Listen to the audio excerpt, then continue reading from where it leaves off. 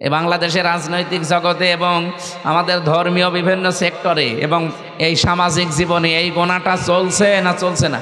আল্লাহ আমাদের গীবত এবং বহতান তহমত থেকে বেঁচে থাকার তৌফিক দিন। যে রোজার বিধান আমরা জানি, পালনও করি, জাকাতের বিধান আমরা জানি, কিন্তু 100 জনের 90 জন আমরা পালন করি না। জাকাত ফরজে, আপনি যদি এটা না নেন সতর্কবাণী হচ্ছে।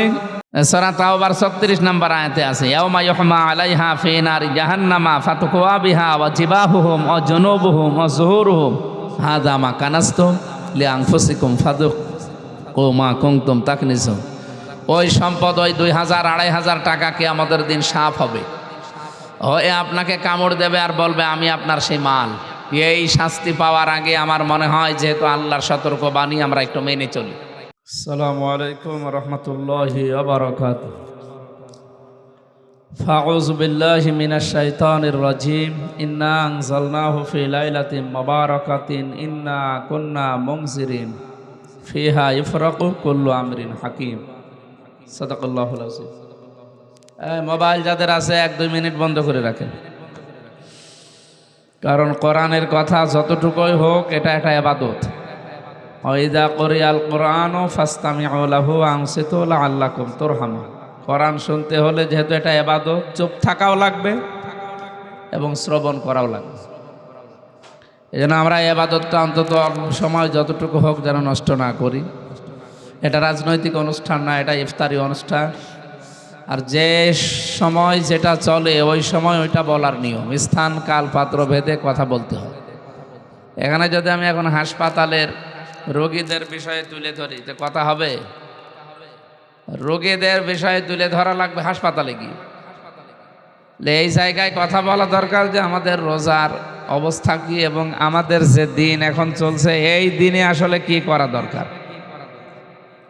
যেহেতু 18টা রোজা চলছে আর মাত্র 2 দিন পরেই যে দিন শুরু হবে 21শে রমজান, এখান থেকে 29শে রমজান পর্যন্ত গুরুত্বপূর্ণ একটা সময় আমাদের মাঝে অবস্থান করতে যাচ্ছে, ছায়া ফেলতে যাচ্ছে। এত মর্যাদা দিয়েছেন এই সময়কে আল্লাহ রাব্বুল আলামিন নিজে। ইন্না আনজালনাহু ফি লাইলাতিন মুবারাকাতিন ইন্না কুন্না মুনজিরিন।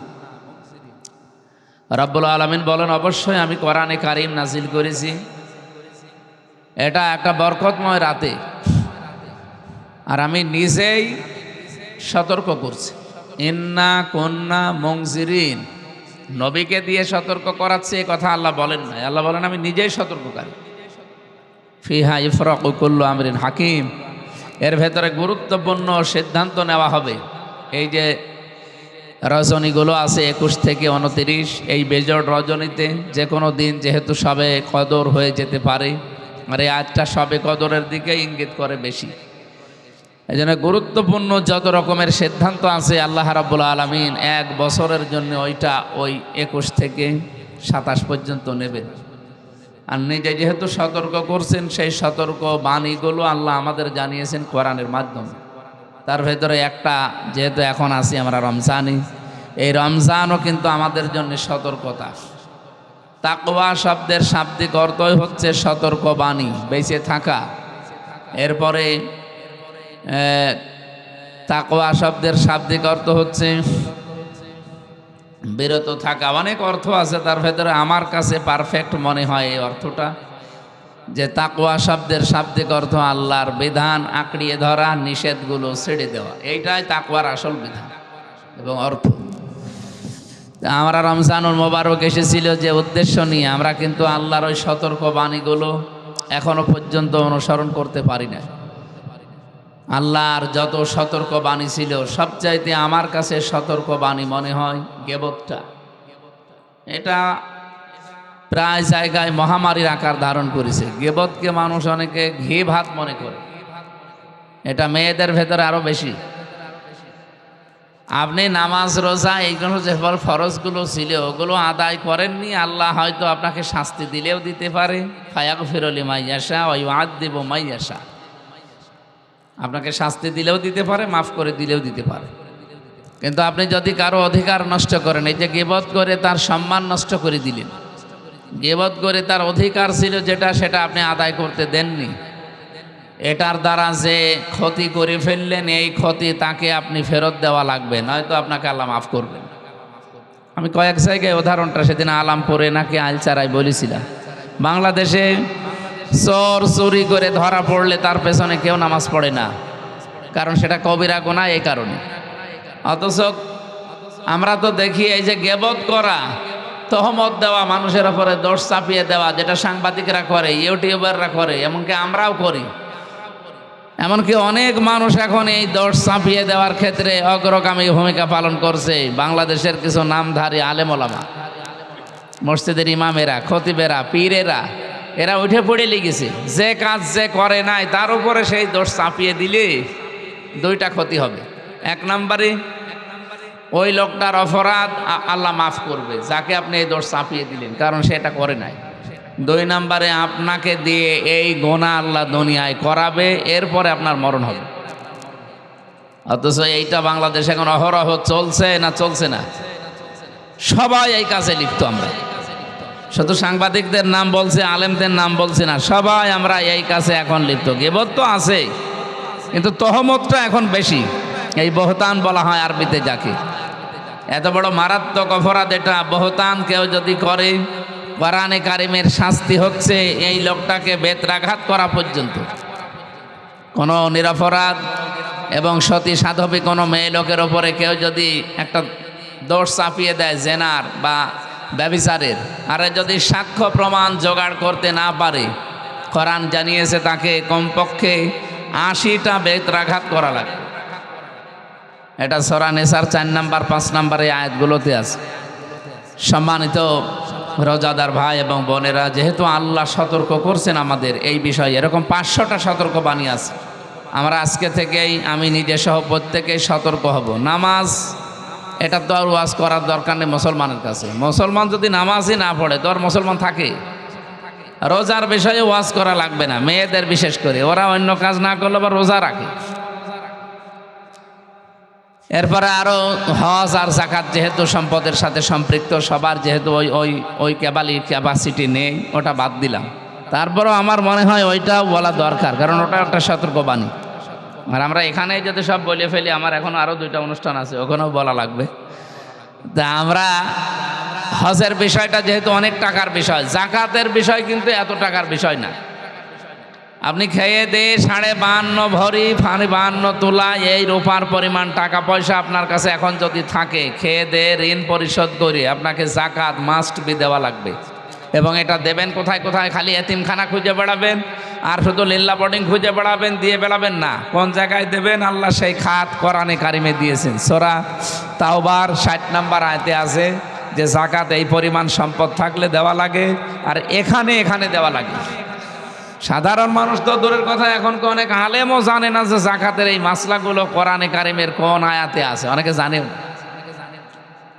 এখানে যে 8টা খাত আছে, আপনারা সূরা তাওবার 60 নাম্বার আয়াত, বাংলা অর্থ আছে, ব্যাখ্যা বিশ্লেষণ করা আছে, পড়ে নেবেন। তাফসিরে ইবনে কাসির আছে, মারিফুল কোরআন আছে, পড়বেন, আপনার জ্ঞান আরও বাড়বে, কারণ এটা একটা ফরজ।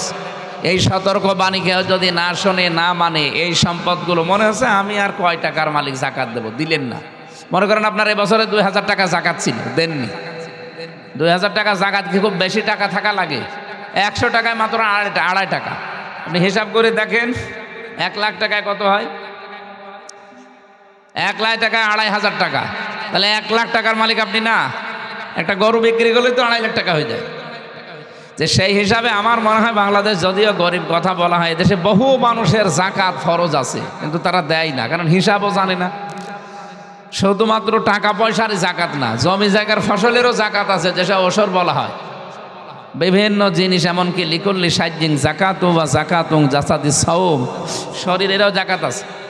এই শরীরের যাকাত হচ্ছে রোজা রাখা। কেন রোজা রাখবেন? যাকাতের মাধ্যমে এই শরীরকে রিফাইন করার জন্যে, এই শরীরকে রিফাইন করার জন্য। এমনকি অটোফেজি নামে একটা বিষয় আছে, আপনারা এটা চিকিৎসা বিজ্ঞানে আছে।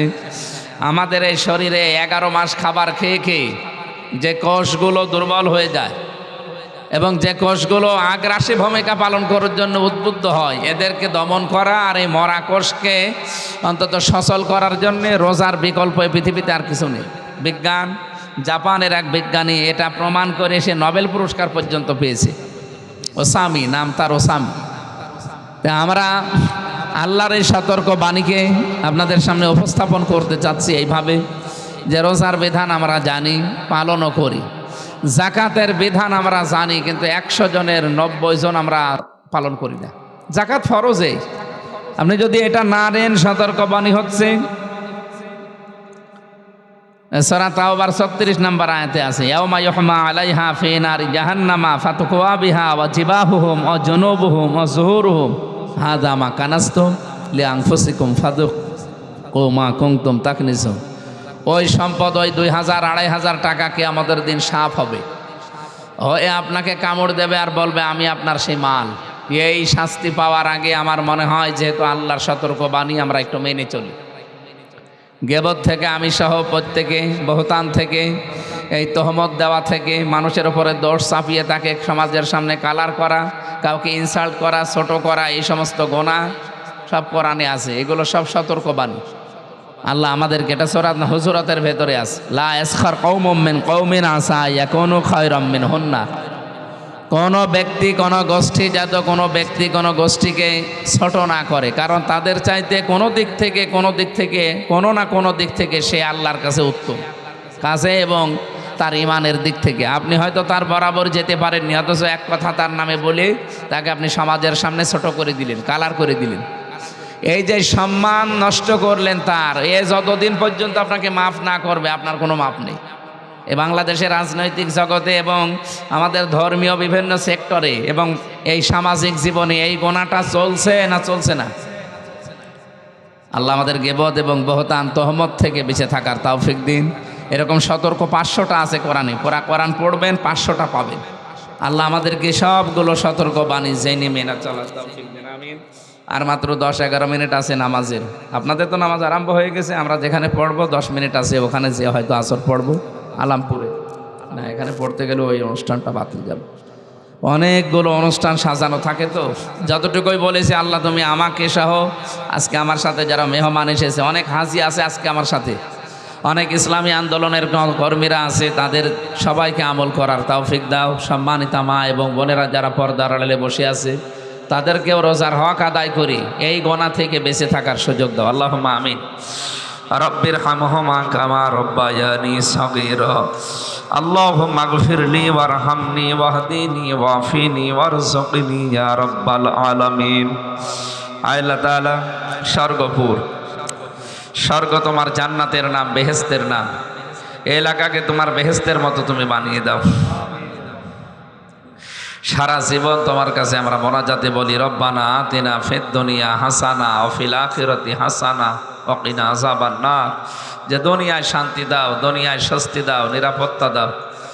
আল্লাহ দিন দিন এই পৃথিবী বসবাসের অযোগ্য হয়ে যাচ্ছে, মেহেরবানি করে এই স্বর্গপুর থেকে তুমি আরম্ভ করো, এখান থেকে তুমি শান্তির ফুলকধারা প্রবাহিত করে দাও। রমজানের যে রহমত, বরকত, মাগফিরাত নাসিল হওয়ার কথা, এগুলো তুমি আমাদের জীবনে পূর্ণাঙ্গভাবে দান করো। আজকের এই ছোট্ট আয়োজনে যারা সম্পৃক্ত, এই ছোট্ট আয়োজনকে বিশাল আকারে তোমার দরবারে মঞ্জুর করে নাও। এই এলাকায় যত মানুষ কবরে ঘুমিয়ে আছে, রমজানের ওসিলায় আমরা জানি কবরগুলো মাফ হয়ে আছে, কিয়ামত পর্যন্ত তাদের মাফ করে দাও। যারাই নিজেদের টাকা পয়সা, সম্পদ এবং সময়, পরামর্শ এখানে ব্যয় করেছে ইফতারি অনুষ্ঠানে, প্রত্যেকের তার নিজ নিজ পজিশন অনুযায়ী এগুলো কবুল করে নাও। আলহামদুলিল্লাহি রাব্বিল আলামিন। লা ইলাহা ইল্লাল্লাহু মুহাম্মাদুর